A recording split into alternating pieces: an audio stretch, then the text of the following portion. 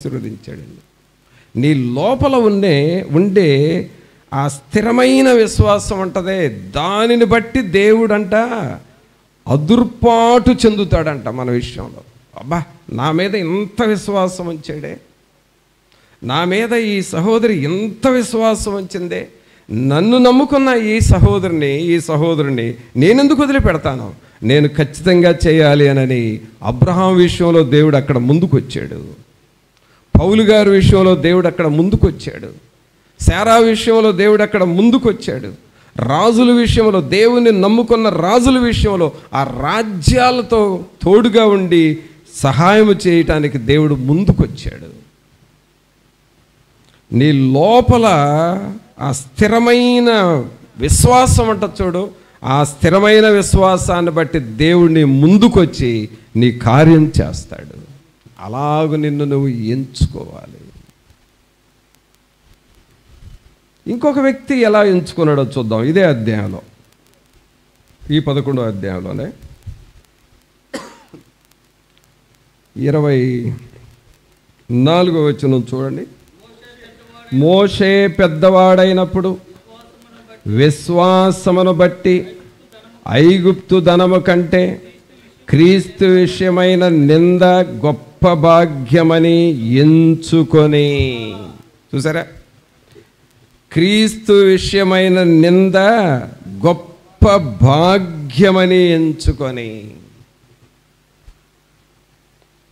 మోషేకి 2 విషయాలు ఆ యవ్వన కాలంలో నిలబడ్డాయి పిల్లరా. 2 విషయాలు.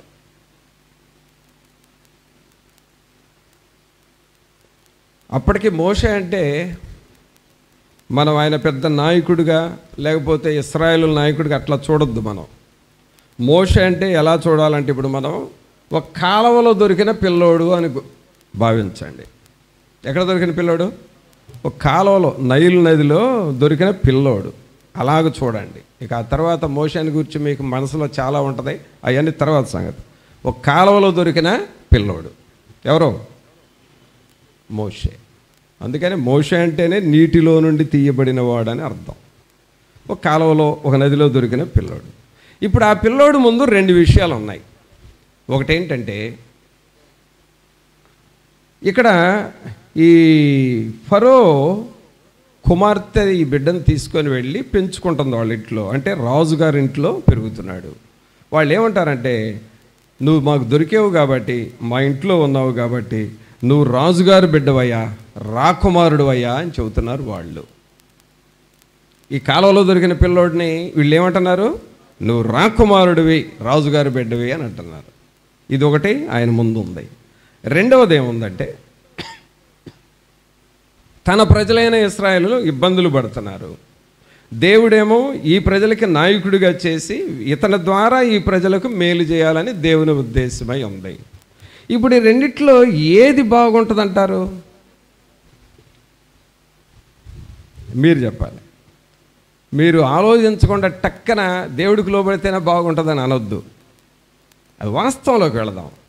2 ఛాయిస్లు. ఒకటి, ఫరో కుమారుడు, రాకుమారుడుగా ఉంది అతనికి ఒక అవకాశం, ఒక ఛాన్స్ ఉంది. లైఫ్ అంతా రాకుమారుడు, దేశాన్ని పరిపాలించవచ్చు, అధికారం. ఫరో తర్వాత మళ్ళీ నెక్స్ట్ ఫరో అవుతాడు ఈయన. అలాంటి అవకాశం ఉంది మోషేకు. ఇంకొక వైపు ఏమో, దేవుడు నీ ద్వారా నా ప్రజల్ని విడుదల చేస్తాను మోషే, నా కొరకు నువ్వు నిలబడితే నేను నిన్ను వాడుకుంటానని అంటున్నాడు. ఈ రెండిట్లో ఏది బెస్ట్ అంటారు? చెప్పాలి. రాకుమారుడే బెస్ట్. చెమటలు కొట్టండి అందరూ. మీరు వాస్తవం మాట్లాడారు. ముఖమాటం కోసం అది మంచిది కాదంటారేమో అనుకున్నా. వాస్తవం మాట్లాడారు. రాకుమారుడే బెస్ట్. అవునా? అంత రాయల్ లైఫ్ కదండి రాకుమారుడు అని అంటే. మరి ఫరో తర్వాత ఇక ఐగుప్తు దేశానికి నెక్స్ట్ ఫరో ఈయనే. అయితే ఇక్కడ చదవండి 24వ వచనం. మోషే పెద్దవాడైనప్పుడు విశ్వాసమును బట్టి ఐగుప్తు ధనము కంటే క్రీస్తు విషయమైన నింద గొప్ప భాగ్యమని ఎంచుకొని. అంటే దేన్ని ఎంచుకున్నాడు ఈయన? రాకుమారుణ్ణి, ఫరో కుమారుని అని అనిపించుకోకూడదు. నా దేవుని ప్రజలతో నేను ఉంటా, నా దేవుని కొరకు బ్రతుకుతా, నా ప్రజల క్రీస్తు విషయమైన నిందనే నేను భాగ్యముగా ఎంచుకుంటున్నాను. ఎప్పటికైనా సరే దేవుని కొరకు పడిన నిందలు నాకు ఆశీర్వాదకరంగా మారతాయి అని క్రీస్తును ఎంచుకున్నాడు మోషే.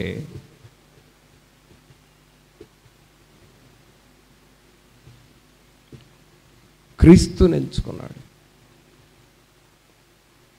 పిల్లరా, మనం ఎంచుకునే దానిలో చాలా ఆశీర్వాదాలు ఉన్నాయండి. నువ్వు దేన్ని ఎంచుకుంటావు?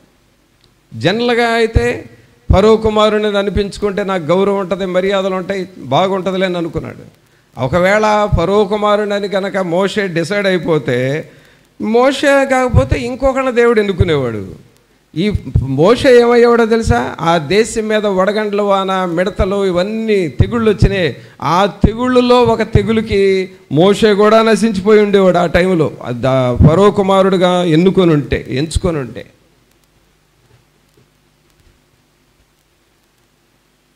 కానీ దేవుని వైపు తిరిగాడు.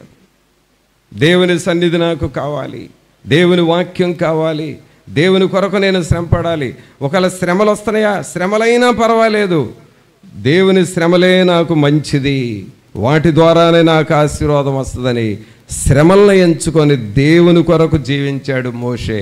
అందువలన గొప్ప వ్యక్తిగా మారిపోయాడు. ఈ రోజున ప్రియులరా, ప్రపంచ చరిత్ర అంతా మనం ఆలోచన చేస్తే మోషే ఏ హిస్టోరియన్, చరిత్రకారుడు మోషే. ఆయన ఏదో సింపుల్గా తీసేయడానికి లేదు. ప్రపంచం ఉన్నంతకాలము మోషే చరిత్రకారుడని ప్రపంచం చెబుతూనే ఉంటుంది. అలాంటి వ్యక్తి చరిత్రను సృష్టించే వ్యక్తిగా చేశాడు. దేవుణ్ణి నువ్వు ఎంచుకుంటే నీ ద్వారా చరిత్ర సృష్టిస్తాడు దేవుడు. You will create a history, you will become a historian. చరిత్ర సృష్టిస్తాడు నీ ద్వారా. అందుకనే క్రీస్తు యేసునందు మనల్ని మనము సజీవులుగా ఎంచుకోవాలి. ఆమేన్. క్రీస్తు యేసులో మనల్ని మనం సజీవులుగా ఎంచుకోవాలి. తర్వాత మరి మోషే క్రీస్తు కొరకు సజీవుడిగా ఎంచుకున్నాడు. అబ్రహాము క్రీస్తు కొరకు సజీవుడిగా ఎంచుకున్నాడు. పౌలు గారు కూడా క్రీస్తు కొరకు సజీవుడిగా ఎంచుకున్నాడు. మరి నేను కూడా క్రీస్తు కొరకే సజీవునిగా ఎంచుకోవాలనుకుంటున్నాను అని నువ్వు ఒకవేళ ఆలోచనకు వస్తే, మరి ఇప్పుడు నువ్వేం చేయాలి? నేను చేయాల్సిన పని ఏంటి? సరేనయ్యా, దేవుని కొరకు సజీవులుగా ఎంచుకుంటున్నావు, మంచిది. దేవుని కొరకే నిలబడాలని ఉంది, ఏం చేయాలి? చూడండి, ఫిలిప్పీలకు రాసిన పత్రిక, ఫిలిప్పీలకు రాసిన పత్రిక 2వ అధ్యాయము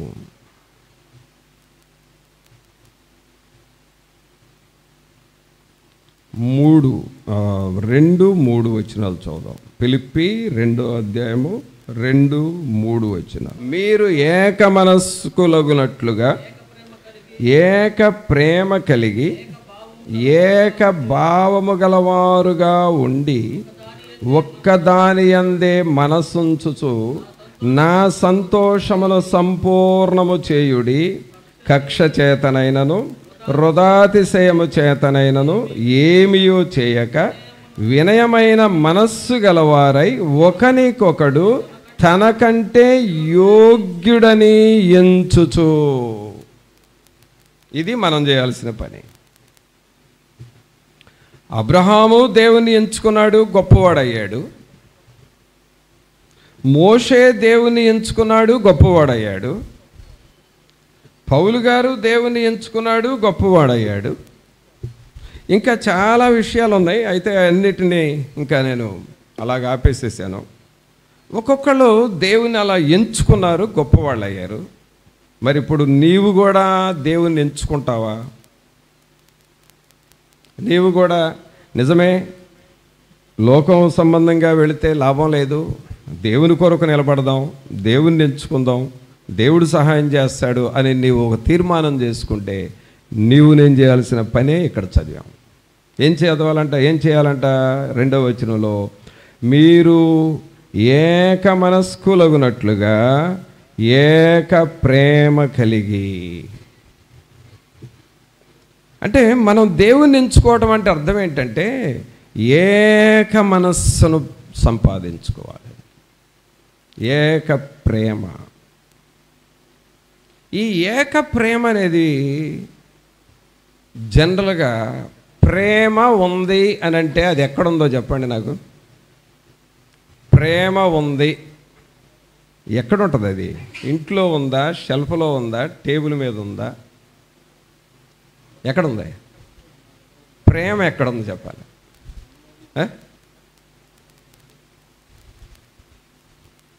లేకపోతే ఇంకెక్కడన్నా ఇంపార్టెంట్ ప్లేసుల్లో ప్రేమ ఉందా అని అంటే, ప్రేమ ప్రియులరా మెటీరియల్లో ఉండదు. అర్థమైందా? ప్రేమ అనేది మెటీరియల్లో ఉండదు. ఇక్కడ ఏ వస్తువులో కూడా ప్రేమ ఉండదు. ప్రేమ అనేది హార్ట్లో ఉంటుంది. ఇప్పుడు నీవు దేవుని కొరకు సజీవురాలుగా ఎంచుకోవాలంటే గాడ్స్ లవ్, దేవుని ప్రేమ నీలో రావాలి. ఈ దేవుని ప్రేమనే అగాపే లవ్ అంటారు. అగాపే ప్రేమ. నీ హృదయంలో ప్రేమ రావాలి. ఎవరిని ప్రేమించాలో తెలుసా? ఫస్ట్ నువ్వు దేవుణ్ణి ప్రేమించాలి. I love my God, I love my Bible, I love my God's presence, I love fellowship with my God. నా ప్రభువుని ప్రేమిస్తా, నా ప్రభువుతో సహవాసం చేస్తా, నా ప్రభు దగ్గర నేను మోకరిస్తా. దేవునితో ప్రేమ నీ హార్ట్లో నుండి బయటికి రావాలి. మీరు ఏక మనస్కులగునట్లుగా ఏక ప్రేమ కలిగి. ఈ ప్రేమ దేవునితో నీకు స్టార్ట్ అయ్యి నీ ఇంటి వాళ్ళల్లోనికి వెళ్ళాలి. అనగా నీ పిల్లలు, అలాగే నీ ఫ్యామిలీ మెంబర్స్ ఉంటారు కదా, నీ భర్త, నీ భార్య, నీ పిల్లలు, అలాగూ మీ అత్త, మీ మామ, అలాగే మీ తోడుకోడళ్ళు, అలాగే మీ ఫ్యామిలీ రిలేషన్స్, పేర్లు, రకరకాల పేర్లు ఉంటాయి కదా, వాటిల్లోనికి ప్రేమ వెళ్ళాలి.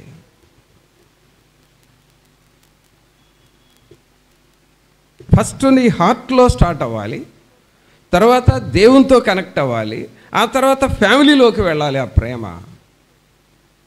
ఇలా చేస్తున్నావంటే నువ్వు దేవునిని ఎంచుకుంటున్నావని అర్థము. దేవుని నువ్వు లోపలికి తీసుకుంటున్నావు, నీవు దేవునిలోకి వెళుతున్నావు, దేవుడు నీలోనికి వస్తున్నాడు, నువ్వు ఆయన్ని ఎంచుకుంటున్నావు అని అర్థం.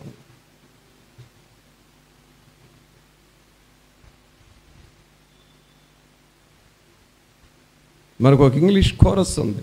I love the thrill that I feel when I get together with God's wonderful people, love the thrill that I feel when I get together with God's wonderful people. అంటే దేవుని ప్రజల మధ్య నువ్వు ప్రేమను పెంచుకోవాలి. ఈరోజు నా సాతానుడు ఏం చేస్తున్నాడో తెలుసా? నేను భక్తి చేస్తాను కానీ నాకు ప్రక్కంటోళ్ళతో పని లేదు, నేను ప్రార్థనకు వెళతాను కానీ పురుగోళ్ళతో నాకు సంబంధం లేదు, వాళ్ళని ఎందుకు పలకరించాలంట, వాళ్ళని పలకరిస్తే నాకు ఏంటి ఉపయోగం అన్నట్లుగా చేపిస్తుంది సాతానుడు భక్తి. ఇది మృతుల భక్తిది. క్రీస్తులో నువ్వు సజీవులుగా ఉంటే సజీవుల భక్తి ఎలా ఉంటుందంటే, నువ్వు దేవుని ప్రేమిస్తావు, నిన్ను నువ్వు ప్రేమించుకుంటావు, నీ చుట్టూ ఉన్న వారిని ప్రేమిస్తావు. ఈ ప్రేమతో దేవుణ్ణి మనం ఎంచుకుంటున్నాము.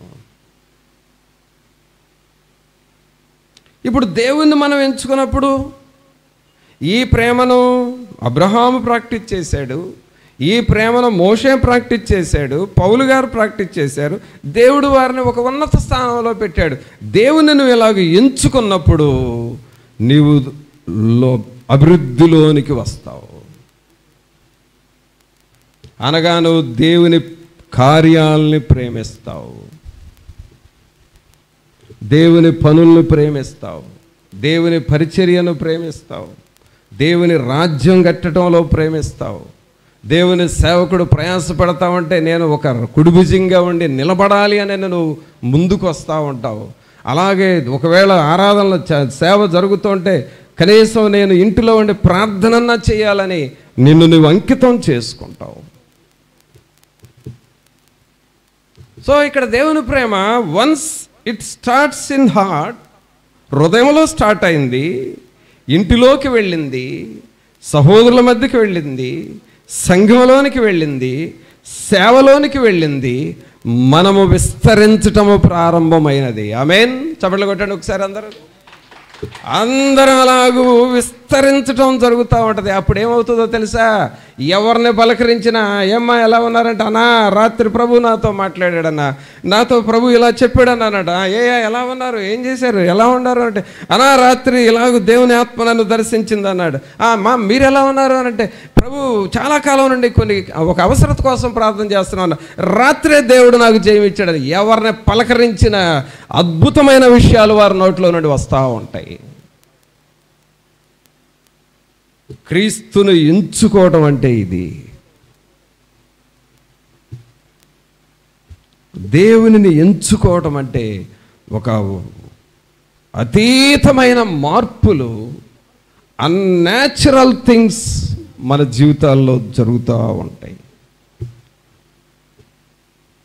అందుకని ఇక్కడ అంటున్నాడు, మీరు ఏక మనస్కులగునట్లుగా ఏక ప్రేమ కలిగి ఏక భావము గలవారుగా ఉండి ఒక్కదాని యందే మనస్సుంచుచు నా సంతోషమును సంపూర్ణము చేయుడి. కక్ష చేతనైనను వృధాతిశయము చేతనైనను ఏమీయు చేయక వినయమైన మనస్సు గలవారై ఒకనినొకడు, అందరూ చదవండి అన్నమాట, ఒకనినొకడు తనకంటే యోగ్యుడని ఎంచుచు. అందరూ అనండి అన్నమాట, ఒకనినొకడు తనకంటే యోగ్యుడని ఎంచుచు. ఈ వాక్యం విషయంలో సాతానుడు చేస్తున్న ఇంకో పని ఏంటో తెలుసా? ఒకనినొకడు యోగ్యుడని ఎంచుకోనండి, వాళ్ళని గౌరవించండి అని దేవుడు చెబుతూ ఉంటే ప్రక్కటి వాళ్ళని నువ్వు లెక్క చేసేదేంటి? నీకంటే ఏమైనా గొప్పోళ్ళ వాళ్ళతో అసలు నీకు అనవసరం, వాళ్ళని లెక్క చేయని అవసరం లేదు, వాళ్ళతో మాట్లాడిన అవసరం లేదు, వాళ్ళతో నీకు అనవసరం అని తృణీకరించే మనసు పెడుతుంది. ఈ రోజున పిల్లరా, దేవునిని ఎంచుకుంటున్నాము అని అనుకుంటూ సాతానుడు చెప్పిన పనులు చేస్తూ మోసపోతున్నారు. అందుకనే సంఘాలలో దేవుని ఆత్మ పనిచేయట్లేదు. ఈ రోజున సంఘాలు చూడండి, మొక తీపులు, ఎడమొఖం పెడమొఖం. ఒక సంఘంలోకి వెళతారు కానీ పలకరించుకోరు, మాట్లాడుకోరు, ఫోనులు చేసి చెప్పుకోరు, ఒకరికొకరు ప్రార్థన చేసుకోరు. ఇంక అవసరమైతే దేవుని సేవకుడి మీద బాధ పెట్టుకుంటారు. అలాగే ఎవరి దారి వాళ్ళదే, ఎవరి ముఠా వాళ్ళదే, ఎవరి బాధలు వాళ్ళే అన్నట్లుగా అక్కడ ఒక ఐక్యత, ఆ యూనిక్నెస్, ఏక మనస్సు అనేది రాదు. కారణం ఏంటో తెలుసా? ఒకరినొకరు యోగ్యుడని ఎంచుకొనుడి అని ఇక్కడ వాక్యం చెబుతామంటే ఒకళ్ళతో నాకేంటి పని అని అట్లాగ అయిపోయి ఆల్మోస్ట్ విచ్చిలిపోయే పరిస్థితులు ఉన్నాయి సంఘాలలో.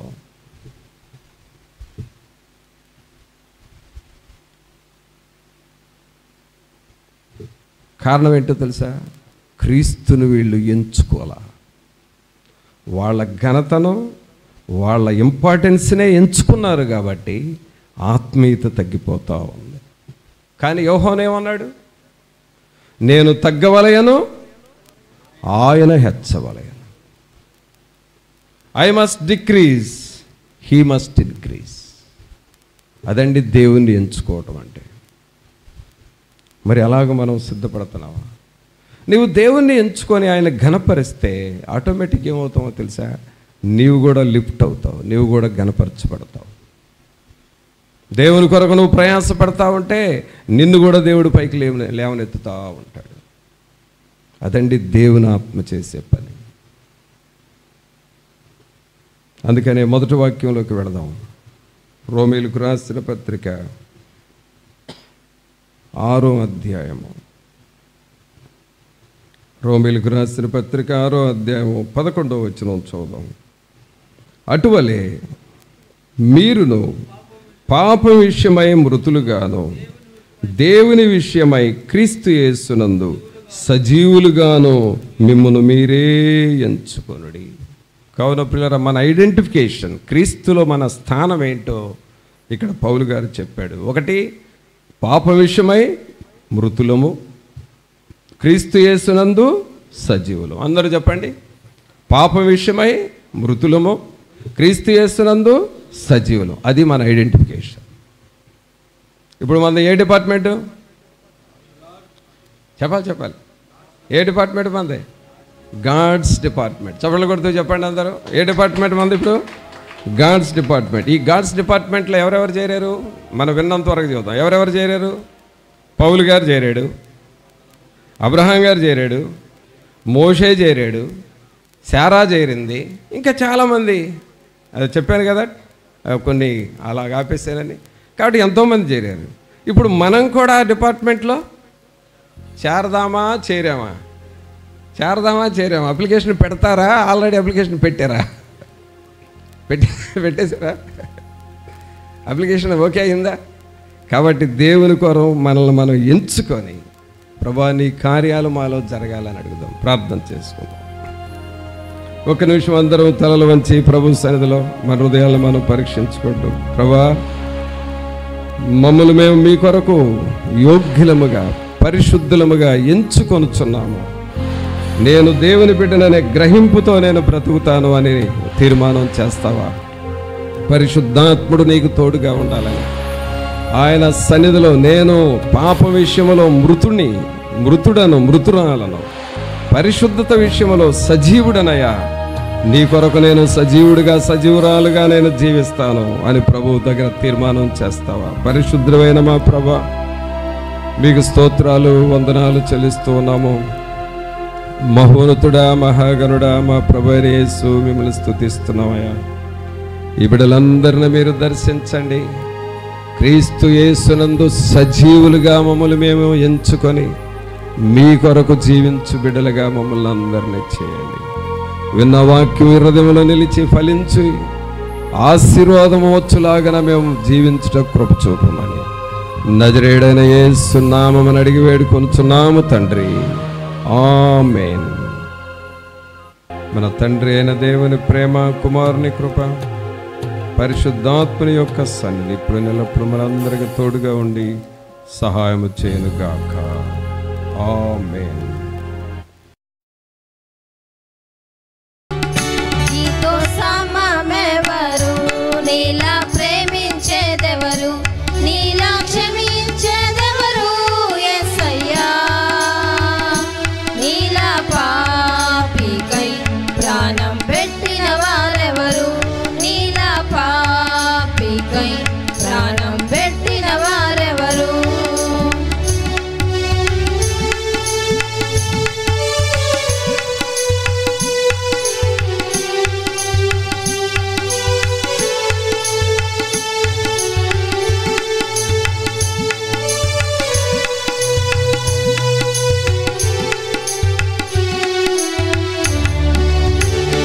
లోక బంగారము తన ధాన్యాదులు ఒక పోగేసిన నీతో సరితూగున, జీవనదులన్నీయు సర్వసంద్రములు ఒకటయ్యగసిన నిన్ను తాకగలవా?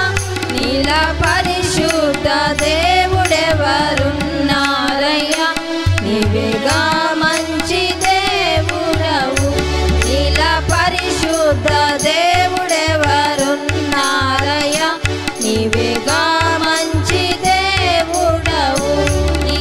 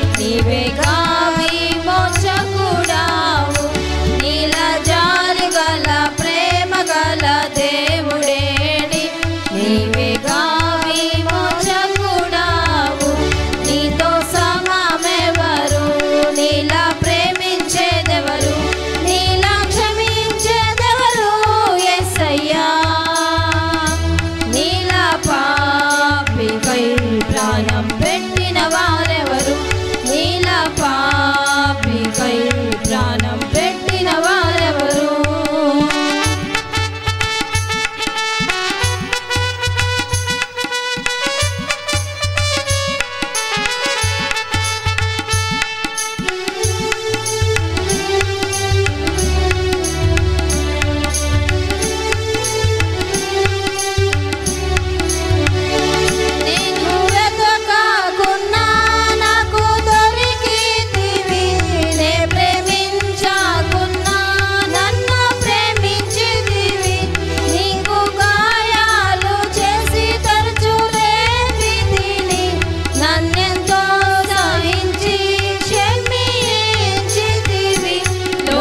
సౌఖ్యాలన్నీ ఒక